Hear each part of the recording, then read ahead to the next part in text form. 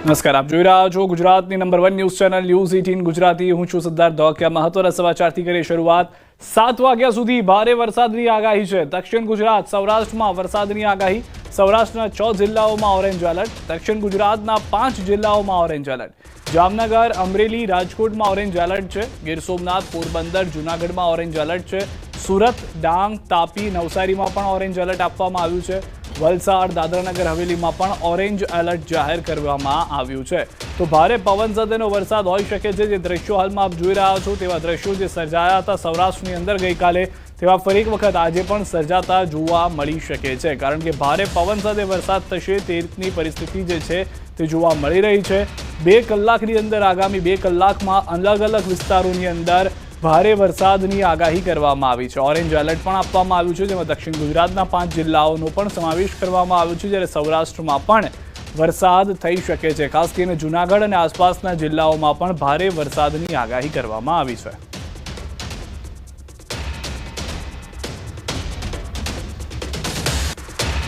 તો સંભવિત શક્તિ વાવાઝોડાનો સંભવિત ટ્રેક, લેન્ડફોલ સુધીની સ્થિતિનો પહેલો સંભવિત ટ્રેક 2 દિવસમાં વાવાઝોડું બની શકે છે। હવામાન નિષ્ણાંત અથર્યા શેટ્ટીનું અનુમાન છે શનિવારે વાવાઝોડું બની શકે છે। સંભવિત વાવાઝોડાએ બધાને ગોથે ચડાવ્યા છે। વેધર મોડલ હોય, આગાહીકારો હોય, બધા જ ગોથે ચડ્યા છે। અત્યાર સુધીની આ જટિલ સિસ્ટમ હોવાની વાત પણ હવામાન નિષ્ણાંત કહી રહ્યા છે। આની સામે બિપરજોય સરળ હતું તેવું પણ કહેવામાં આવ્યું। વેલમાર્ક લો પ્રેશર હવે ડિપ્રેશન બનતા તરફ છે। 24 થી 48 કલાક સ્થિર રહી શકે છે સિસ્ટમ। એક જ જગ્યાએ ગોળ ગોળ પરંતુ રહેશે આજે છે પરિસ્થિતિ, તેને લઈને એવું લાગી રહ્યું છે। સમુદ્રનું તાપમાન વિન્ડ શિયર મજબૂત બનાવશે। કાલે ડીપ ડિપ્રેશન સર્જાશે તેવું પણ અથર્યા શેટ્ટીએ કહ્યું છે। ઉત્તર પૂર્વ તરફ ગતિ રહી શકે છે। 25-26 મે મુંબઈ નજીક લેન્ડફોલની સંભાવના છે। 4 થી લઈ 12 ઇંચ સુધી વરસાદ ખાબકી શકે છે। પવનની ગતિ 60 થી લઈ 80 કિલોમીટર પ્રતિ કલાકની હોઈ શકે છે। તો ઝટકાના પવન 110 કિલોમીટર પ્રતિ કલાકની ઝડપે ફૂંકાઈ શકે છે। તો હજી જે ટ્રેક છે એ અનુભવ જે હાલમાં જોવા મળી રહ્યો છે તે પ્રમાણે સંભવિત ટ્રેક જે છે તે ગુજરાતના પણ કેટલાક જિલ્લાઓ જે દક્ષિણ ગુજરાતમાં આવેલા છે કે પછી સૌરાષ્ટ્રના દક્ષિણમાં આવેલા જિલ્લાઓ જેને અસર જોવા મળી શકે છે। મહારાષ્ટ્રની અંદરના જે દરિયા કિનારાના વિસ્તારો છે જેમ કે મુંબઈ શહેર છે તેમાં પણ અસર જોવા મળી શકે છે। સંભવિત શક્તિ વાવાઝોડાને લઈને હાલમાં તમામ હવામાન નિષ્ણાંતો હોય કે વેધર મોડલ જે હવામાન વિભાગ વાપરતું હોય છે અથવા અન્ય એજન્સીઓ વાપરતી હોય છે તે તમામે તમામ ગોથે ચડેલા છે।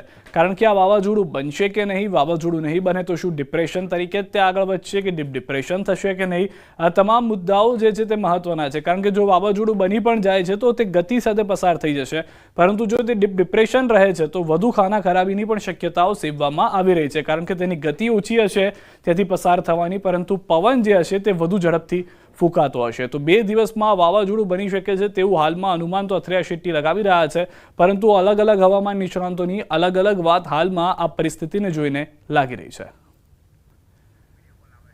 સૌથી વધારે મહત્વની વાત તો એ છે કે આ જે શક્તિ વાવાઝોડું છે તેનો જે સંભવિત ટ્રેક છે તે પણ આવી ચૂક્યો છે। કારણ કે તેમાં પણ એ સ્પષ્ટ જોવા મળી રહ્યું હતું કે 2 દિવસની અંદર જે વાવાઝોડું બનવાની વાત છે તે કયા વિસ્તારને ટકરાશે। શું ગુજરાત સાથે ટકરાશે, શું ગુજરાતના જિલ્લાઓનો તેમાં સમાવેશ થાય છે કે પછી મહારાષ્ટ્રના જિલ્લાઓ સુધી, મહારાષ્ટ્રના શહેરો સુધી સીમિત રહી જશે।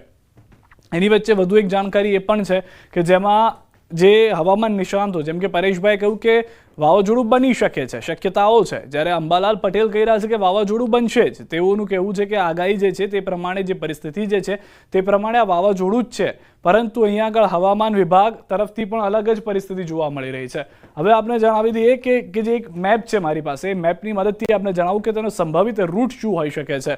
તો જે અથર્યા શેટ્ટી છે તેઓએ 2 મહિના પહેલા આગાહી કરી હતી કે એક વાવાઝોડું આવવાનું છે, પરંતુ તેનો જે સંભવિત રૂટ છે તે અહીંયા દ્રશ્યોમાં આપ જોશો તો ખ્યાલ આવશે કે તે મુંબઈ તરફ જોવા મળી રહ્યો છે, પરંતુ તે સંભવિત ટ્રેકની આસપાસની પરિસ્થિતિ જે લીલો રંગ છે તેટલું તે આસપાસમાં ફંટાઈ પણ શકે છે। એનો મતલબ એ છે કે ગુજરાતના જે વિસ્તારો છે તેને પણ તેની અસર જોવા મળી શકે છે। અત્યારના આ વસાઈ છે કે ભિવંડી છે એટલે કે મુંબઈના જે વિસ્તારો છે તેમાં તો તેની અસર છે જ, પરંતુ ગુજરાતના કેટલાક વિસ્તારોમાં પણ તેની અસર જોવા મળી શકે છે।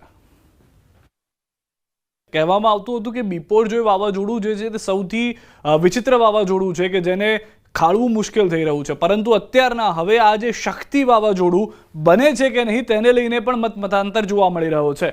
અઘરી છે આ સિસ્ટમ, કેમ આવું કહેવામાં આવી રહ્યું છે તેને લઈને અલગ અલગ આગાહીકારો, ખુદ હવામાન વિભાગ અને સ્કાયમેટ શું કહી રહ્યું છે તેને પણ એક વખત સમજી લઈએ, પછી એના રૂટ ઉપર જઈશું.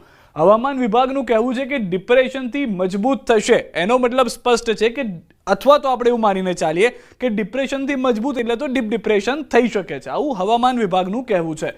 સ્કાયમેટ શું કહી રહ્યું છે? સ્કાયમેટનું કહેવું છે કે ડિપ્રેશન બની શકે છે, એટલે કે ડિપ્રેશન બનવાની વાત જે છે તે આ બંનેમાં કોમન જોવા મળી રહી છે. અંબાલાલ પટેલ શું કહી રહ્યા છે? અંબાલાલ પટેલ કહી રહ્યા છે કે વાવાઝોડું બનશે. અંબાલાલ પટેલ પહેલેથી કહેતા આવ્યા છે કે આ વાવાઝોડું બનવાનું છે, એટલે કે જે શક્તિ નામ આપવામાં આવ્યું છે શ્રીલંકા તરફથી તે આ વાવાઝોડાને મળી જશે. તેની સાથે વધુ એક હવામાન નિષ્ણાત જે સહમત છે એ છે અથરેયા શેટ્ટી, જેઓએ 2 મહિના પહેલા જ આગાહી કરી હતી કે એક વાવાઝોડું આવશે, ગુજરાત તરફ હશે કે અન્ય જિલ્લા તરફ અથવા અન્ય રાજ્ય તરફ તેની વાત કરીશું, પરંતુ વાવાઝોડું આવશે તેવું અથરેયા શેટ્ટીએ પણ કહ્યું હતું. અને પરેશભાઈ ગોસ્વામી પણ શું કહી રહ્યા છે? તે કહી રહ્યા છે કે વાવાઝોડું બની શકે છે અથવા બની શકે